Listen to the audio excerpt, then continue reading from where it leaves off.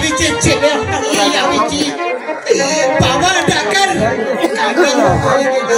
স্বামী এখন বাকি আছে স্বামী আমি তো বাবা ডাকার কাকার হলাম কিন্তু তোমাকেও যে কেউ আম্মা বলে ডাকি সেও তো থাকবে না আমার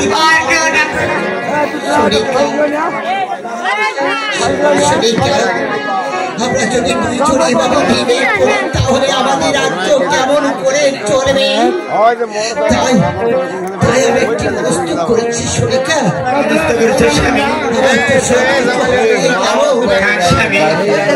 আমার